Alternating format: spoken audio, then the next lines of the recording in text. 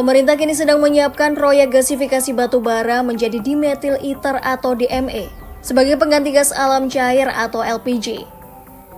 Pernyataan tersebut disampaikan Menteri ESDM Bahlil Lahadalia usai rapat terbatas bersama Satgas Hilirisasi dan Presiden Prabowo Subianto pada Senin 3 Maret 2025. Bahlil menyatakan, proyek hilirisasi DME di Indonesia kali ini tidak lagi bergantung pada investor asing. Ia menegaskan, pemerintah akan membiayai proyek ini dengan sumber daya dalam negeri, baik melalui anggaran negara maupun swasta nasional. Sekarang kita tidak butuh investor. Negara semua lewat kebijakan Bapak Presiden memanfaatkan resource dalam negeri. Yang kita butuh mereka adalah teknologinya. Jadi hari ini teknologi yang kita butuh, uangnya, capex-nya semua dari pemerintah dan dari swasta nasional, kemudian bahan bakunya dari kita, off-taker-nya pun dari kita. Jadi saya pikir kali ini nggak ada lagi ketergantungan kepada pihak lain. Gitu. Salah satu di antaranya adalah Danantara. DME merupakan bahan bakar alternatif berbasis batu bara kalori rendah yang dirancang sebagai substitusi impor bahan bakar LPG. Menurut Bahlil, sebelumnya proyek DME sempat mengalami kendala karena investor asing mundur dari kerjasama. Di antaranya adalah Air Product dari Amerika Serikat dan investor lain dari China. Namun kali ini, Bahlil menegaskan pemerintah memastikan bahwa proyek akan berjalan tanpa ketergantungan pada modal asing.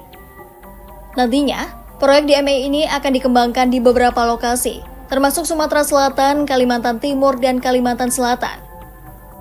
Proyek ini merupakan bagian dari strategi hilirisasi yang mencakup 26 sektor komoditas, mulai dari mineral, minyak dan gas hingga pertanian dan kehutanan.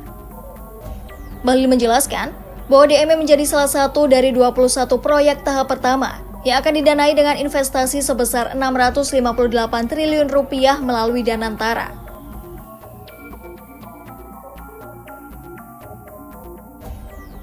Dalam pernyataannya, Bahlil juga menyebut pemerintah akan memanfaatkan sumber dari dalam negeri, sedangkan teknologinya akan memanfaatkan peran asing.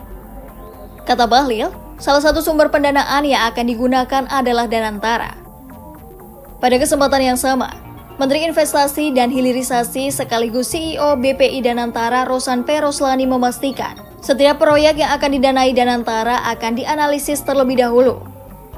Proses ini termasuk tahap uji tuntas dan juga akan dievaluasi oleh Kementerian Investasi dan Hilirisasi.